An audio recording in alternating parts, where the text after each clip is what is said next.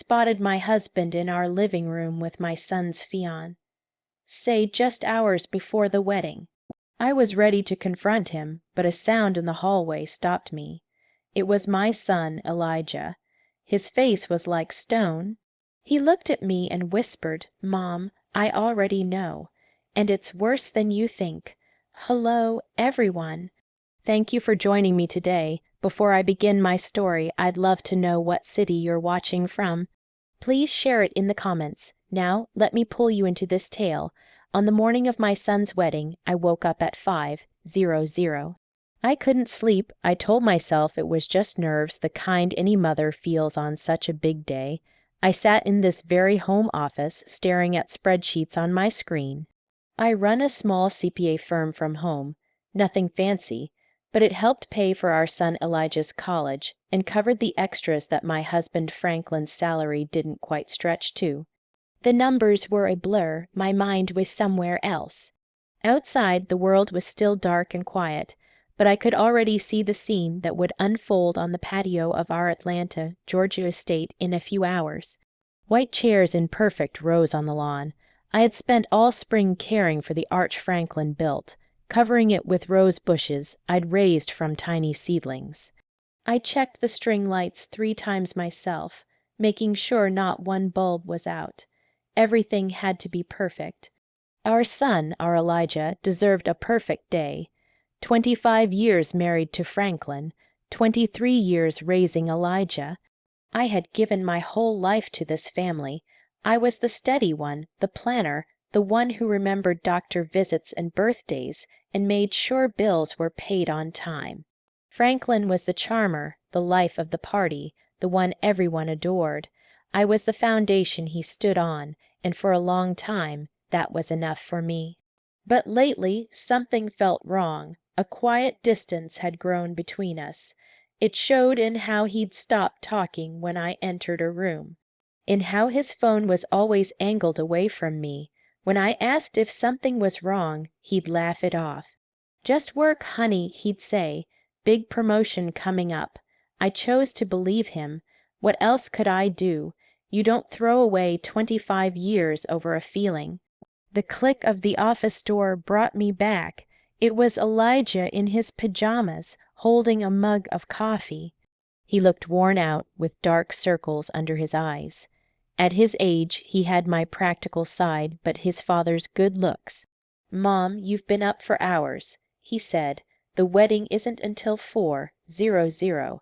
I just want everything perfect for my boy," I said, forcing a cheerful smile as I closed my laptop. "Your dad's still sleeping. He left early," Elijah said with a strange tone. He walked over and sat on the edge of my desk, suddenly looking much younger. He mentioned picking up a gift for Madison's parents, the Ellingtons. I frowned. That was news to me. "Mom," he said, hesitating, "can I ask you something?" I turned my chair to face him. Under the bright desk lamp, his worry was clear.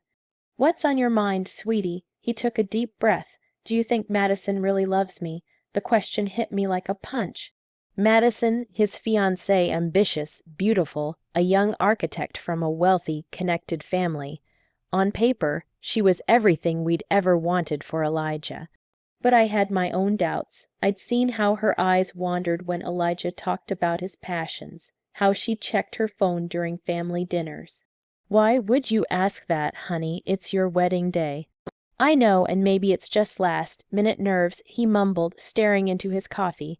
"But sometimes when she looks at me, I feel like she's looking past me, like I'm just a checkbox on her way to the perfect life." He paused, "and lately she's been spending a lot of time with Dad. They're always talking about money, investments. She says he's mentoring her." I wanted to tell him what I'd noticed, too, how Franklin's eyes followed Madison around the room, how he always found reasons to help with her coat or refill her glass, how he knew exactly how she took her coffee, 2 sugars and a splash of milk, without asking. Instead, I reached out and squeezed his hand. "Wedding nerves are normal, sweetie. Marriage is the biggest step you'll ever take. It's not just nerves, Mom," he said, his voice breaking. He finally looked up at me, his eyes full of pain that scared me. "I think she's in love." With someone else. I froze, my blood turning cold. What makes you say that? Little things, he whispered, the way she lights up when Dad calls. How she always asks about him first when she comes over. I saw them in the garden yesterday just talking, and the way he looked at her. It wasn't how a father-in-law should look at his son's fiancée. I felt heat rise in my throat. I kept my voice steady. Elijah, that's a serious accusation. I know, he said, shrugging, and I hope I'm wrong. God, I hope I'm wrong. Before I could answer, the door opened again. It was Franklin. He was already dressed in a perfect shirt and dress slacks, looking flawless as always. Well, look at my two favorite people, he said, his smile not reaching his eyes. He seemed surprised to see Elijah there. Big day, son. You should be getting ready. He turned to me. And you, Simone, you're going to wear yourself out. Madison just called. She's coming by around 10:00 to go over some last-minute seating chart details. I watched Elijah's face tighten. What details? He asked. Oh, you know, just making sure her parents don't sit next to your Uncle James after that political argument last Christmas. Franklin said with a wave. You know how important her family is. We should talk about it privately because of the politics and all. Of course, Elijah said, his voice flat. We can't have the wrong people sitting together. The tension in the room was thick. Enough to cut. I looked at my husband and my son, and deep down, I knew Elijah wasn't wrong. Something was terribly wrong. After Franklin and Elijah left my office, a cold dread took hold of me. I was supposed to have a final call with the caterer at 10:30, a call I'd planned for weeks. I picked up the phone, my hand shaking slightly, and called them. I said I had a family emergency and needed to reschedule. It was a lie. The truth was I had cleared my whole morning. I couldn't shake Elijah's words or the sick feeling Franklin's fake cheer had stirred. Something was happening in my house today, and for the first time in 25 years, I was going to find out what it was. I spent the next 2 hours pretending to be busy. I cleaned the kitchen, which was already spotless. I rearranged the floral centerpieces on the dining room table. Every sound made me jump. Every passing car made my heart race. I felt like an actress playing the role of the happy mother of the groom. Inside, I was twisted with anxiety. At exactly 10:00, a sleek white BMW pulled into our driveway. Madison's car. I watched from the kitchen window as she stepped out. Even in jeans and a blouse, she looked like she belonged on a magazine cover. She walked to the front door with the easy confidence of someone who knew she belonged. My heart was pounding so loud I could hear it. I slipped out the back door and circled the house, crouching low behind the large hydrangea bushes that lined our living room windows. I felt ridiculous, like a spy in my own home, but the need to know, to confirm or dismiss my fears was too strong. Through the big bay window I could see them.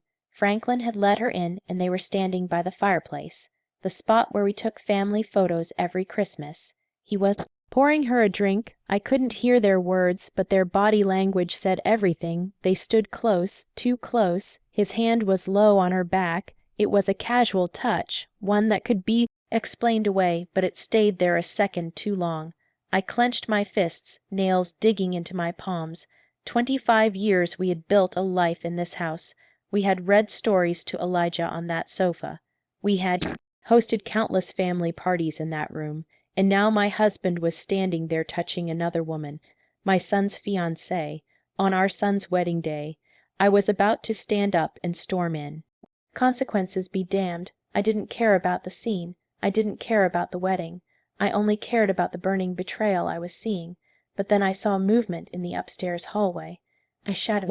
In the reflection of the glass, I looked closer. It was Elijah. He was standing at the top of the stairs, hidden in the shadows, watching them too. The sight of him, so still, so broken, stopped me cold. This wasn't just my pain, it was his. Downstairs, things had gotten worse. Madison's hand was now on Franklin's chest. She leaned into him, head tilted back, a smile on her lips. She said something, and he laughed. It was a sound I hadn't heard from him in years. Light, real happy. The way he used to laugh with me when we were young and everything felt possible. In that moment, I saw my husband become someone I didn't know, someone alive in a way he hadn't been with me in a long, long time. Then his hands were in her hair and they were kissing. It wasn't a quick kiss, it was deep, passionate, the kind you see in movies. My vision went red. A roar filled my ears. I took a step toward the house, ready to tear the door off its hinges, ready to scream until my lungs gave out. And then a hand grabbed my arm. I spun around, heart in my throat. It was Elijah. He had slipped out of the house and come to find me. His face was pale, ashen, but his eyes burned with a cold, hard resolve I'd never seen before. "Mom, don't," he whispered, voice tight. "Not yet, Elijah." "This is—" I choked on the words. I couldn't even say it. "I know what it is," he said. His voice was steady, though his hands were shaking. "Mom, I've known for weeks, weeks." The word came out strangled. I stared at my son, the boy I had raised, who now looked at me with the eyes of a man who had seen too much. We were still crouched behind the hydrangeas. The beautiful flowers I'd been so proud of were now a hiding place for the destruction of our family. Inside, my husband and my son's fiancée had moved from the fireplace to the sofa. I couldn't bear to look. I didn't want to believe it at first. Elijah said, voice low and urgent. I kept making excuses. He's just being kind. She's just nervous about joining the family. But it kept happening. The lingering looks, the private talks. The way she lit up whenever he was around. He caught himself, the slip-up, a painful reminder of a life that no longer existed. She was supposed to be getting a new mother figure, not a rival. I mean, Madison, why didn't you tell me? I asked, voice shaking with shock and a strange protective anger. You shouldn't have had to carry this alone. Because I needed proof, he said, jaw tight, and because he looked at me, eyes older than his 23 years. I wanted to give them enough rope to hang themselves. He pulled out his phone. His hand shook slightly as he tapped the screen. I hired someone. He admitted, what did you do? What? I'm not stupid, Mom. After I saw them having lunch together a month ago. A lunch Dad said was a business meeting, and she said was shopping with her friends. I knew I wasn't crazy. I needed the truth. He handed me the phone. I hired a private investigator. My breath caught. A detective. Elijah, the money, don't worry about the money, he said grimly. It was worth every penny. The first photo showed Franklin and Madison walking into the St. Regis Atlanta downtown. The timestamp said 3 weeks ago, a Tuesday afternoon, when Franklin was supposedly at a regional sales conference. The second photo showed them leaving together 2 hours later, looking flushed and disheveled. There are 17 different occasions, Elijah said quietly as I scrolled through a gallery of betrayal, photos of them in dimly lit restaurants across the city, photos of them pressed against Franklin's car in a private parking lot, photos of them laughing, holding hands, living a whole different life behind our backs. I felt sick. The scale of the deception was staggering. This wasn't a one-time mistake. It was a planned, long-term affair. I stood up again. A fresh wave of rage hit me. We're stopping this, I said, voice like steel. Right now, no. Elijah's voice was sharp, making me crouch again. Mom, trust me. I have a plan. A plan, Elijah. This is insane. We can't just let the wedding. We absolutely can. He cut in, voice ringing with an authority I'd never heard from him. And we will. Mom, think about it. If we confront them now, what happens? They'll deny it. They'll twist it. Dad will say you're being hysterical, that you're misunderstanding. Madison will cry and play the victim. They'll turn it all back on us. He was right. I could already hear Franklin's smooth, calming voice. Simone, you're overreacting. She's a nervous young woman, and I was just giving fatherly advice. So what do you suggest? I whispered, anger giving way to a cold, terrifying clarity. Elijah's smile was chilling and unfamiliar. Public humiliation, he said, the words hanging between us. Total and complete destruction of their reputations. Legal consequences. We don't just end this, Mom. We make sure they can never do this to anyone again. I looked at my son. When had he become so calculated, so ruthless? Then I looked back through the window. I saw my husband. The man I had loved and trusted for a quarter of a century start to unbutton Madison's blouse on the sofa where we had built our family. And in that moment, I knew the woman I used to be. Understanding, forgiving wife was gone. She had died right there in the dirt behind the flowers I had so carefully planted. Tell me the plan, I said. That evening was one of the strangest of my life. Franklin came home acting like nothing had happened, asking about final catering details. Madison had left hours earlier, and he was the picture of the loving husband and proud father. He talked about his speech for the reception, about how proud he was of Elijah. The hypocrisy was so thick I could barely breathe. I just nodded and smiled, an empty shell while inside I screamed. After Franklin went to bed, Elijah and I met in my home office. The door was locked, the blinds drawn. It felt like a war room, and in many ways it was. On my desk was the start of a file of evidence that would make a prosecutor cry with joy. Tell me about the detective, I said, studying a surveillance photo that turned my stomach. Her name is Aisha. Elijah said, Aisha Whitfield. The name hit me like cold water. Aisha, my sister, Aisha. Elijah nodded. I didn't know who else to call. I knew she was a cop for 20 years before retiring and starting her own PI agency. I knew she was smart and discreet. He looked a little sheepish. I also knew she never really liked Dad. I let out a short, sharp laugh that sounded more like a sob. My little sister Aisha. We were close, but I hadn't told her about the growing distance with Franklin. I had been too proud, too ashamed to admit my marriage might be failing. I'll call her, I said, voice thick with emotion. Aisha answered on the second ring. Simone, it's past midnight. Is everything okay? No, Aisha, nothing is okay. And then the dam broke. I told her everything, what Elijah suspected, what we had seen that morning, the photos. I cried ugly, choking sobs for the first time all day.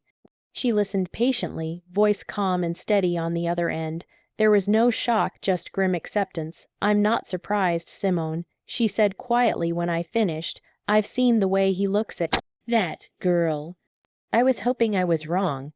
Elijah told me about the photos, I said, wiping my eyes. What else do you have? More than you probably want to know. Her voice turned professional. I've been tracking their movements for 3 weeks. They meet twice a week like clockwork at the St. Regis Atlanta. He always pays in cash. They eat at restaurants he'd never take you to. Last week, he took her to Cartier. I felt rage flare again. Our money. The money I managed so carefully. The money that was supposed to be for our retirement, our future. And Simone, Aisha's voice softened. There's more now. Something bigger. I've been digging into Franklin's financials, trying to figure out where all this cash for hotels and gifts is coming from. He's been sloppy. What did you find? I asked, dreading the answer. There was a long pause. It's not just Madison, she said, voice heavy. It's not the first time. I found a series of monthly payments going back 15 years, always to the same person, a woman named Nicole Jenkins. The name meant nothing to me. Who is she? I did some digging. She was a junior associate at his old firm when Elijah was a child. She left suddenly about 15 years ago. The payments started a few months after she left. Aisha took a deep breath. Simone, she has a daughter, a 15-year-old girl named Zoe. I ran a background check. The father isn't listed on the birth certificate, but I'd bet my license that Franklin is her father. The phone felt heavy in my hand. I couldn't breathe. A daughter, an entire other child, 15 years of lies, 15 years of a double life, the secret trips, the unexplained expenses, the emotional distance. It all clicked into horrible clarity. I have to know for sure, Aisha, I whispered. I know, she said. I'll handle it.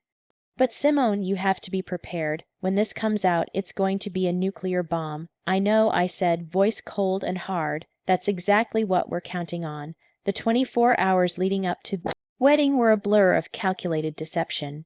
I moved through the preparations like a ghost body on autopilot, mind racing. I smiled at relatives. I approved final table settings with the wedding planner. I even helped Franklin with his tie, fingers brushing the silk as I imagined tightening it around his neck. Every interaction was a performance. Every polite word was a lie. Aisha worked fast. She was a professional, and this was now personal. She said she had a contact at a private lab. It's risky, Simone, but if we can get a clean DNA sample from Franklin, we can get a preliminary, non-legal comparison to a sample from the girl. That night, after Franklin fell asleep snoring softly beside me in the bed we'd shared for a quarter-century, I crept out of the room. My heart pounded with every creak of the floorboard. I went to the bathroom and took his toothbrush from its holder. My hand shook so badly I almost dropped it. It felt like the ultimate violation. But what was this compared to the violations he had committed against me, against our family? I carefully tucked it into a plastic bag and left it in the mailbox for Aisha to pick up before dawn. The next day, as the house buzzed with the chaotic energy of florists and photographers, Aisha called. "I've got more on the money," she said, voice grim. "It's worse than we thought." We met in my car, parked down the street away from the house, the only place I felt safe to talk.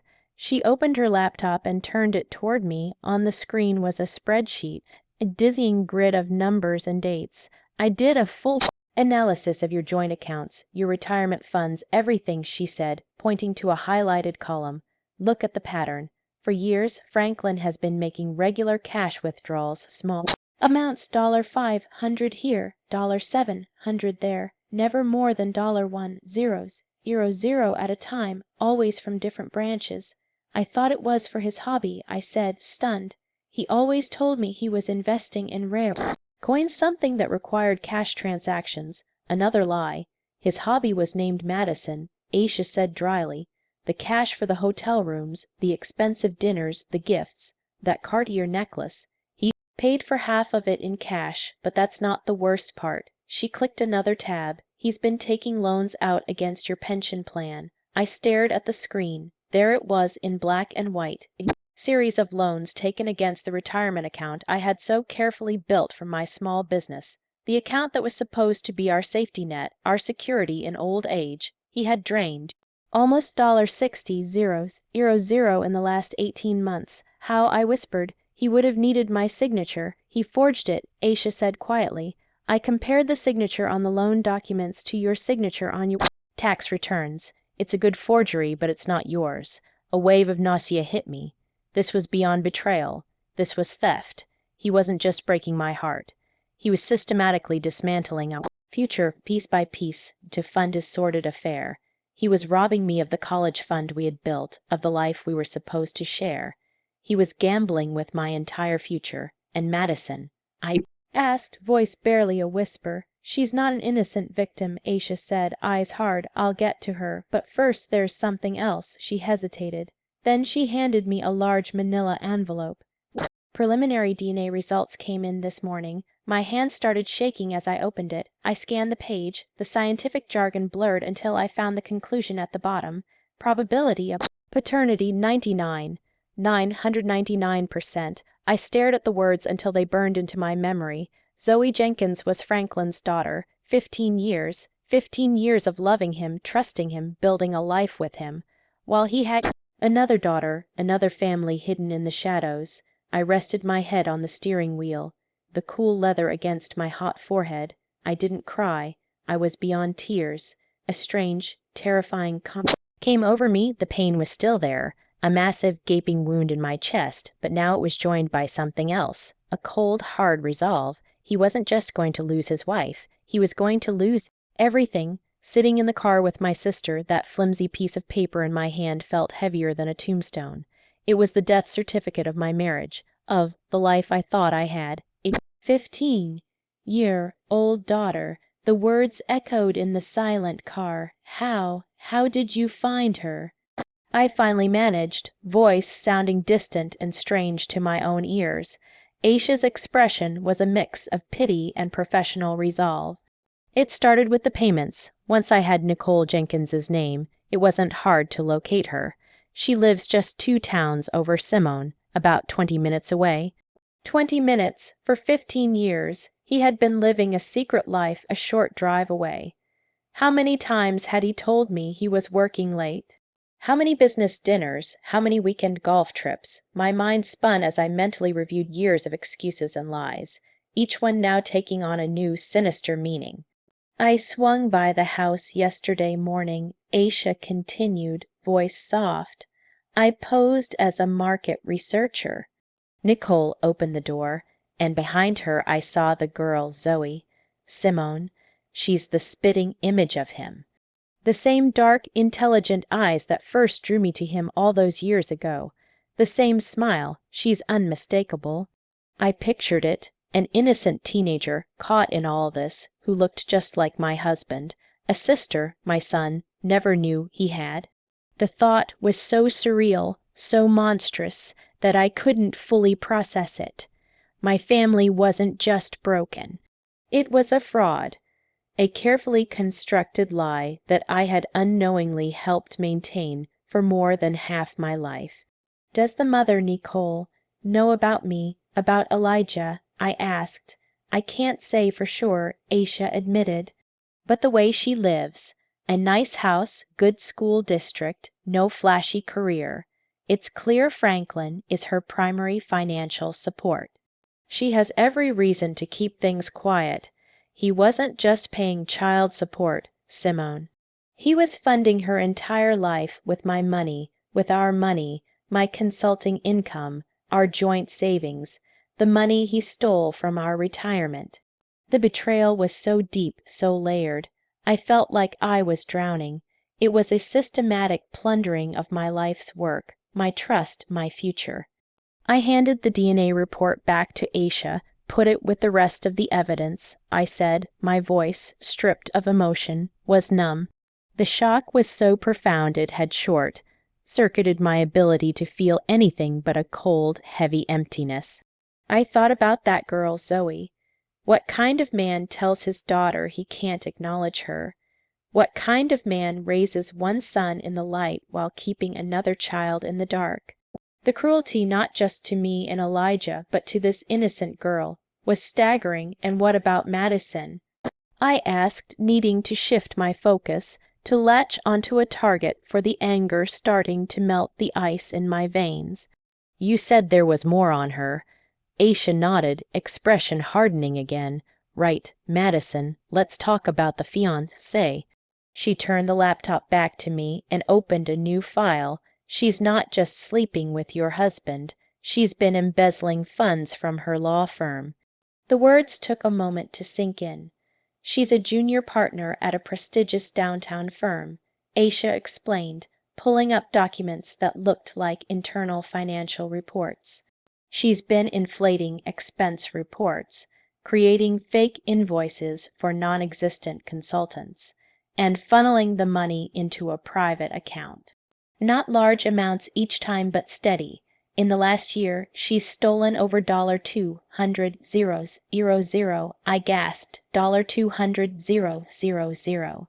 And I can trace some of that money directly to gifts for Franklin, Aisha said, showing a bank transfer followed by a credit card statement for a $1,000 watch.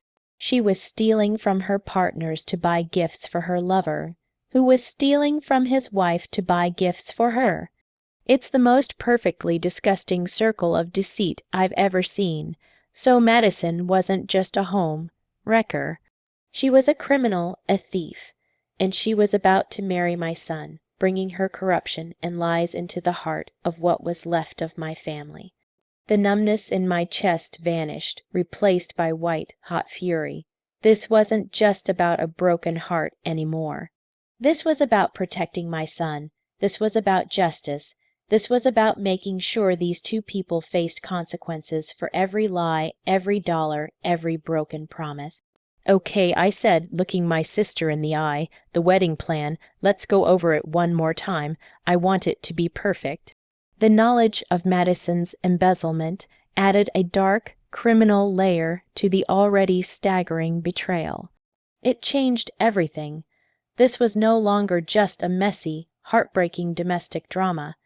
It was a conspiracy of fraud and theft perpetrated by the two people who should have been closest to us.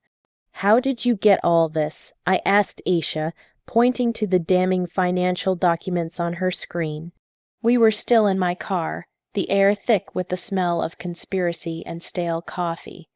Madison isn't as smart as she thinks, Aisha said with grim satisfaction. She got careless, and I have friends on the police force who were willing to pull strings when they heard the story. A buddy of mine in the Economic Crimes Unit took one look at these patterns and knew exactly what he was seeing. She pointed to the screen.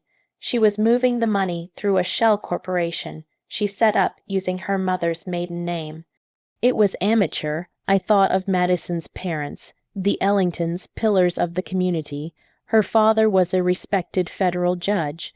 Her mother sat on the boards of 3 charities. They moved in circles where reputation was everything.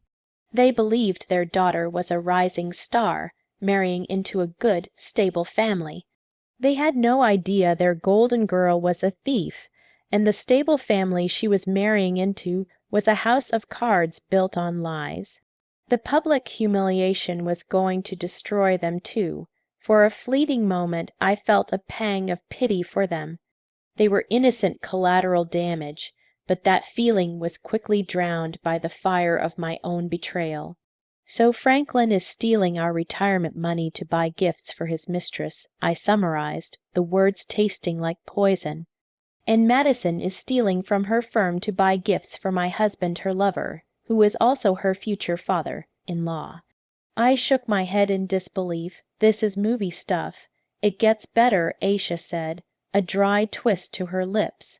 Some of the money Franklin took from your pension plan. He invested in a sure thing, real estate deal Madison recommended to him. Let me guess, I said, voice dripping with sarcasm. The deal fell through. The deal never existed, Aisha confirmed. The money went straight into that secret account of hers. She was stealing from him too. He was so blinded by ego and infatuation that he never even saw it. I had to laugh. It was a bitter, joyless sound. My brilliant, charming husband, the man who always thought he was the smartest person in the room, was being conned by a 20-something embezzler. It was almost poetic. We spent another hour going over the evidence Aisha had collected. She had everything: bank statements, surveillance photos, cash, paid hotel receipts, forged loan documents, and now a full criminal file on Madison's activities ready to hand to the prosecutor.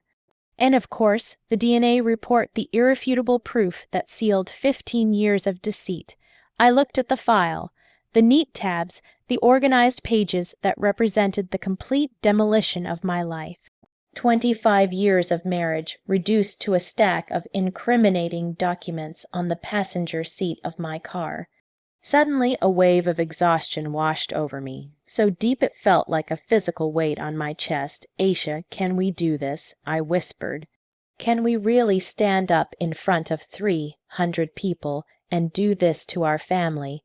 Aisha reached over and put her hand on my arm. Her grip was firm, reassuring. Simone, listen to me, she said, voice serious. What other option do you have? If you confront them in private, they will lie. They will manipulate you. They will turn Elijah against you. They will deny until you start thinking, you're the crazy one. I've seen it 100 times. She was right. I knew she was right. Franklin was a master of manipulation. He could charm his way out of anything. This way, she continued, there is no escape. There is no room for lies. There is only the truth presented in front of everyone they tried to impress. This isn't just about revenge, Simone. It's about consequences. Madison has to face jail time. Franklin has to be held accountable, not just for the cheating, but for the financial fraud he committed against you. This is the only way to make sure the lies stop forever. I took a deep breath, the stale air of the car filling my lungs.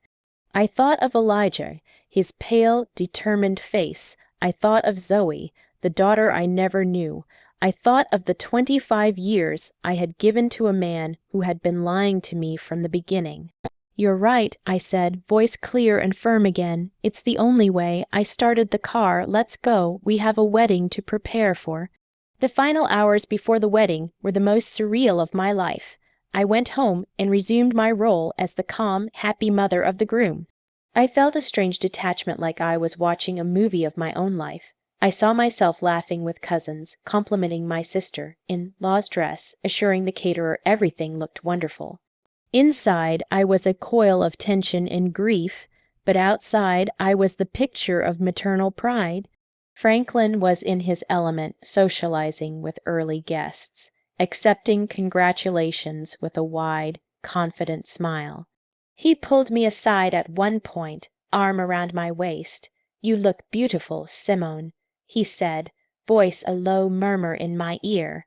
"Isn't it a perfect day?" I looked into his eyes, the eyes of the man I had loved for over half my life, and felt nothing but cold, desolate emptiness. I smiled back, perfect day. My son Elijah was a mirror of my own forced composure. He greeted friends, posed for photos with his groomsmen, and played his part perfectly. But every time his eyes met mine across the crowded lawn, I could see the same steel resolve reflected there. We were in this together. We were soldiers waiting for the signal to strike. The plan was simple, and Aisha had rehearsed it with us until we knew it by heart. She had arrived early, disguised as catering staff. Her professional audiovisual equipment was hidden in plain sight. She had connected her laptop to the large projection screen we had rented, supposedly for a sentimental slideshow of Elijah's baby photos. No one suspected a thing. She had a small remote in her pocket. When the time came, all she had to do was press one button. I had my own role to play. I had prepared divorce papers with my attorney a week earlier, a fact I had kept secret even from Elijah. They were signed and notarized in a sealed envelope in my clutch purse. I also had a flash drive with copies of every piece of evidence Aisha had gathered. One way or another, my marriage would officially end today. There was no going back. I wasn't just planning a confrontation. I was planning the first day of the rest of my life. At 4:05, I took my seat in the front row. The string quartet began to play, and the wedding party entered. Franklin sat beside me, squeezing my hand with what seemed like genuine affection. I felt a tremor of revulsion, but forced myself not to pull away. Madison appeared at the end of the aisle, a vision in white lace. She looked radiant, beautiful, and utterly fraudulent. She smiled at the crowd, then her eyes found Franklin in the front row. For a split second, a look passed between them, a look of shared secrets, of triumphant conspiracy. They thought they had won. They thought they were minutes away from sealing their perfect, deceptive future. Elijah stood at the altar, face unreadable. When Madison joined him, he took her hand. His expression never wavered. He looked out at the crowd, eyes scanning until they landed on mine. He gave a single, nearly imperceptible nod. It was time. The officiant began the ceremony with the usual words about love, commitment, and fidelity. The irony was so thick it was nearly suffocating. I wondered if Franklin and Madison were even listening, or if they were already planning their next secret rendezvous. The ceremony continued. They exchanged vows they didn't mean, promises they had already broken 100 times. My stomach churned with every lie that left their lips. Finally, the officiant reached the critical moment. He smiled warmly at the crowd. "If anyone here has any reason why these two should not be joined in holy matrimony, speak now or forever hold your peace." A silence fell over the 300 guests. This was the moment. My heart hammered so hard I thought it might break through my ribs. I could feel everyone's eyes on us. I took a slow, deliberate breath. Then I stood up. The moment I rose, a collective gasp swept through the 300 guests. The air, which had been filled with the soft melodies of the string quartet, and the warm afternoon breeze suddenly became thick and silent. All heads in the garden turned toward me. I could feel their confusion, shock, and curiosity like a physical force. Franklin, sitting next to me, went rigid. "Simone, what are you doing?" he hissed, hand grabbing my arm. "Sit down, you're making a scene." I shook his hand off like it was a poisonous snake. I looked past him, eyes locked on my son Elijah at the altar, face pale but resolute. He knew this was coming, we had planned it. Then I looked at Madison, whose radiant smile had frozen into a mask of confused horror. "I'm sorry, everyone," I said, voice clear and surprisingly steady. It carried across the silent garden. I apologize for the interruption, but I believe the officiant asked if there was any reason this marriage should not proceed. I paused, letting the weight of my words settle. And yes, I do. I have a reason. A wave of murmuring swept through the crowd. I saw Madison's father, Judge Ellington, begin to rise from his seat, face thunderous with indignation. "Mrs. Whitfield, what is the meaning of this?" he boomed. "The meaning, Judge Ellington," I said, turning to face him, "is that your daughter is about to marry my son under false pretenses, and I believe you and everyone gathered here today deserve to know the truth." I pulled the small remote from my purse, the one Aisha had given me. My thumb hovered over the single red button. "The truth," Franklin sputtered, face flushing crimson. "Simone, you've lost your mind. You're embarrassing our son." "Am I, Franklin?" I asked calmly, turning my gaze back to him, voice dropping to an icy calm. "You're the one who has embarrassed our son." "You and your mistress." With that, I pressed the button. Behind the altar, the large screen, meant to show a slideshow of Elijah's baby photos, sprang to life. The first image was a crisp surveillance photo of Franklin and Madison, locked in that passionate kiss in our living room. The one Elijah and I had witnessed just the day before. The crowd erupted. There were screams, gasps, people standing to get a better look. I saw Madison's mother bring a hand to her chest, face ashen. "But that's not all," I continued, voice somehow rising above the chaos. "You see, this wasn't just a one-time mistake.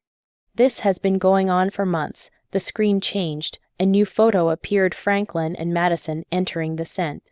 Regis, Atlanta, timestamp clearly visible, then another and another. A collage of their secret meetings, their hidden lunches, their lies exposed for all to see. Madison stammered, trying to deny it, but her voice was lost in the uproar. Franklin was standing, shouting, "This is fake. Those are photo montages. Simone is having a nervous breakdown." "Am I, Franklin?" I asked quietly. "Then perhaps you can explain this." The screen changed again. This time it displayed bank statements.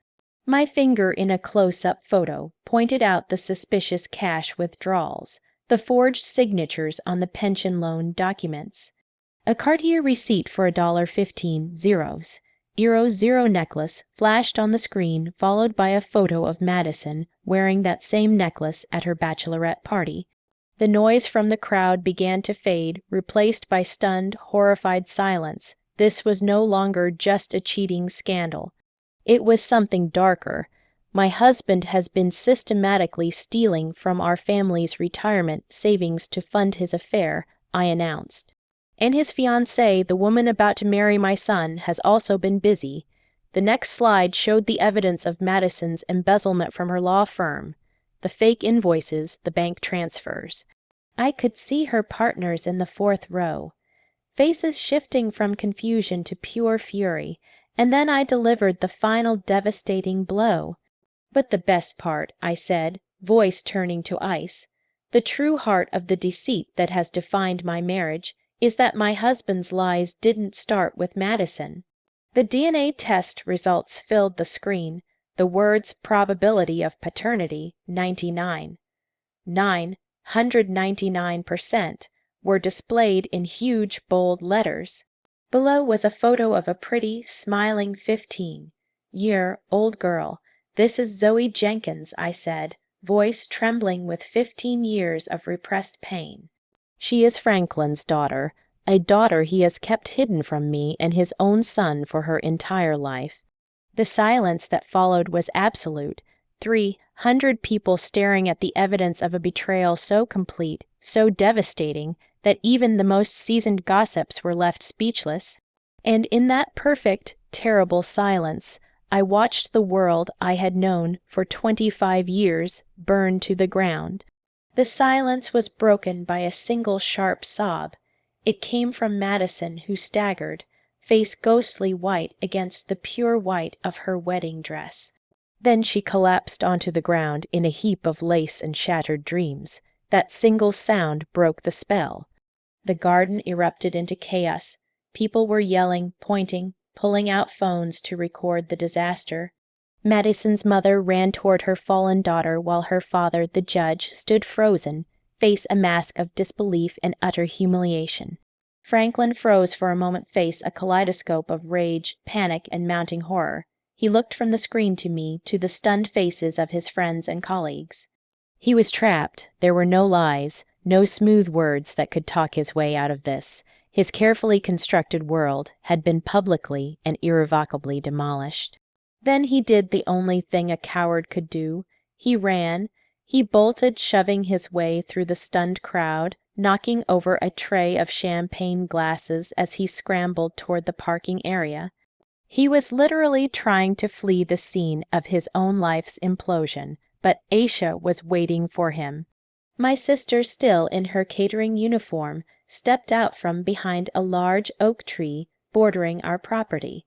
She was a petite woman, but she moved with the confidence of a seasoned police officer. As Franklin ran past, she stuck out her foot. It was a perfectly executed trip. Franklin fell hard, hitting the manicured lawn and sliding a few feet in his expensive wedding suit. "Going somewhere, Franklin?" Aisha asked casually, walking over to where he lay sprawled and gasping. By then, Elijah had left the altar and was beside me. He put a firm arm around me. Madison was back on her feet, supported by her sobbing mother, and pointed a shaking finger at me. You planned this," she shrieked, voice high with hysteria. "You planned this whole thing to ruin my life." "No, Madison," Elijah said, voice cold and clear, cutting through her hysterics. "You ruined your own life, you and him." He gestured toward his father, who was now being helped up by Aisha. "Let go of me," Franklin demanded, trying to pull his arm free from my sister's firm grasp. "Can't do that, Frankie," Aisha said, using a childhood nickname that made him flinch. "You see, I'm a licensed private investigator, and I have reason to believe you have committed multiple felonies, including financial fraud. But don't worry, we're not here to talk about you right now." She looked over her shoulder. "My business is with her." 2 uniformed police officers were walking calmly through the parting crowd. They weren't here for Franklin's fraud. That would be a civil matter for my lawyer to handle. They were here for Madison Ellington, one of the officers asked, voice quiet but authoritative. Madison's eyes went wide with terror. "No," she whispered. "You are under arrest on suspicion of embezzlement and wire fraud." The officer continued as his partner took her arms and gently applied the handcuffs. The click of the cuffs closing was the loudest sound I had ever heard. I saw Madison's face crumble as the realization hit her. This was not just public humiliation. This was not just a canceled wedding. This was real. There were going to be real legal consequences. Her life, as she knew it, was over. As the police led a sobbing Madison away, her parents watched in stunned horror. The photographers hired to capture a fairy tale were now capturing the fall of a prominent family, their flashes popping relentlessly. The crowd began to disperse. Some left quickly, not wanting to be part of the disaster. Others lingered, whispering in shocked huddles, phones still held high, recording everything. In the midst of the chaos, I finally felt my strength leave me. Elijah held me. "It's over, Mom," he whispered. "It's finally over." I looked around at the ruins of the perfect day I had planned. It was a mess. It was a nightmare. But for the first time in months, I felt like I could finally breathe. If you're still listening, would you do me a huge favor and hit the like button on this video and comment the number 1 below? It lets me know you've supported me and tells me you're here with me on this journey. Your support is a huge encouragement to me. Please comment the number 1, and let me tell you what happened next. The 3 hours that followed the explosion were a blur of flashing blue lights, hushed conversations, and the slow, painful process of dismantling a wedding that never was. The police took our statements. Madison was driven away in a patrol car, her beautiful wedding dress looking absurd and tragic in the harsh glare of the setting sun. Franklin, after being questioned and released, simply disappeared. He got into his car and drove away without a word to me or his son. "And you?" Elijah asked, a flicker of the old warmth returning to his eyes. "I don't know yet." I answered honestly, "I think I'm just numb. The next few weeks were a painful, messy ordeal." The story, as expected, became a local media sensation.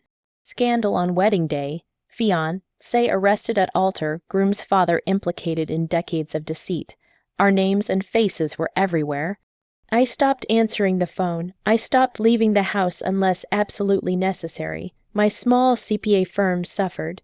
Some longtime clients quietly took their business elsewhere, uncomfortable with the notoriety. The day after the wedding, I did exactly what I had planned. I walked into my lawyer's office purse containing the signed divorce papers and the flash drive of evidence, and I filed. With the mountain of proof we had, Franklin didn't even try to fight. The legal process was swift and brutal. In the settlement, I got the house and a significant portion of his remaining assets as compensation for the fraud he had committed against our retirement funds. It wasn't a victory, it was restitution. Madison, facing overwhelming evidence, took a plea deal. She was sentenced to 2 years in a low-security prison and ordered to pay back every last cent she had stolen. Her family's reputation was shredded. Franklin's fall was quieter, but no less complete. He lost his job, his reputation, and the respect of everyone he knew. He moved into a small apartment across town, and from what I heard, he rarely showed his face in public. But the most complicated part of the aftermath was Zoe. 2 weeks after the wedding, I received a letter. It was from Nicole Jenkins, Zoe's mother. It was short and to the point. She apologized for the pain her past relationship with Franklin had caused and said her daughter Zoe had learned the truth from the news and wanted to meet Elijah and me. I sat with that letter for 3 days. What was I supposed to do? This girl was the living embodiment of my husband's biggest betrayal. But she was also an innocent. She hadn't asked for any of this. She was my son's sister. I showed the letter to Elijah. He read it, face grim. "I want to meet her," he said immediately. "She's my sister, Mom. She deserves to know her family, or what's left of it." So I made the call. We agreed to meet at a neutral location, a quiet coffee shop in a town halfway between ours. I was terrified. As we waited for them to arrive, I twisted the napkin in my hands until it was a frayed mess. Then they walked in. Nicole was an ordinary, tired-looking woman who seemed to carry the weight of her secrets in the slump of her shoulders. And behind her was Zoe. The moment I saw her, my breath caught. Aisha was right. She had Franklin's eyes, the same dark, intelligent eyes that had made me fall for him all those years ago. She looked scared and uncertain, clutching a book to her chest like a shield, and in that moment looking at this innocent girl who was a victim in all of this. I knew my anger was not with her. It was with him, always him. That first meeting with Zoe was awkward. Words felt clumsy and inadequate. Elijah, bless his heart, did most of the talking. He asked her about high school, about the book she was holding, about her life. He didn't ask about Franklin. He simply treated her like a person, like a sister he was meeting for the first time.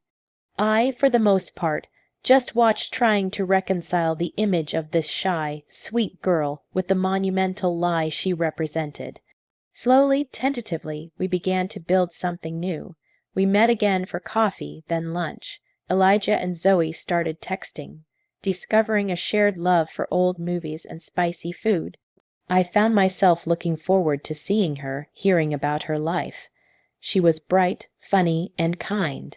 She was an innocent soul caught in the wreckage caused by our parents. A year passed. Life settled into a new, unfamiliar rhythm.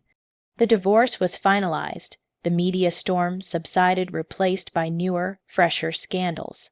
I poured my energy into rebuilding my business, and slowly my clients started to come back. I sold the large family home with its yard full of ghosts and bought a smaller, more manageable townhome for myself. It was quiet, peaceful, and it was mine. Elijah, after months of therapy to work through the trauma of the betrayal, was thriving.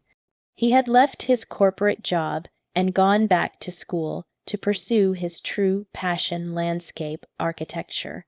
He was designing beautiful spaces, creating order and beauty out of dirt and stone, a fitting metaphor for what he was doing with his own life. He was dating a lovely young woman, a kind, genuine librarian who looked at him like he was the only person in the world. And Zoe had become a part of our lives. She came over for dinner every other Sunday. She and Elijah had developed a real sibling bond, teasing each other and talking for hours. I found myself feeling a fierce, protective love for her. She was no longer a symbol of betrayal. She was just Zoe, my son's sister, and in a strange way, a part of my family. One evening, about a year after the wedding that wasn't, I was sitting in the living room of my new home when the doorbell rang. It was Franklin. I hadn't seen or spoken to him since the day he fled our ruined reception. He looked diminished, older, grayer, the confident arrogance gone, replaced by deep weariness. He asked if he could come in. I hesitated. Then I stood aside. He told me he was in therapy. He said he was trying to understand why he had done the things he had done. He apologized. He said he was sorry for the lies, for the betrayal, for the pain he had caused me, Elijah, and Zoe. I listened, and I knew he meant it, but an apology couldn't erase 25 years of deceit. I forgive you, Franklin, I said. And I was surprised to find I actually meant it, not for you, but for me. I can't carry that anger anymore. It's too heavy. I looked him in the eye. But I will never trust you again. We can never go back. He nodded, a sheen of tears in his eyes. I know, he whispered, and then he left. That night, as I got ready for bed, I found myself thinking about the woman I was a year ago, crouched in the dirt behind the hydrangeas. She was so broken, so lost. I wished I could go back and tell her that everything would be okay, that the pain wasn't the end of the story. The family I thought I had was a lie. It shattered into a million pieces on that sunny afternoon. But what Elijah, Zoe, and I built in its place was smaller, quieter, and imperfect. But it was honest. It wasn't built on comfortable lies, but on a difficult, painful, and ultimately freeing truth. We had lost everything, but in doing so, we had found something real, and for the first time in a long, long time, that felt like enough. Thank you for listening to my story. If you've been through something similar, or if any part of this has resonated with you, please feel free to share your thoughts in the comments. Your stories matter, and if you'd like to hear more, please consider liking this video and subscribing to the channel. Be kind to yourselves, and I'll see you next time.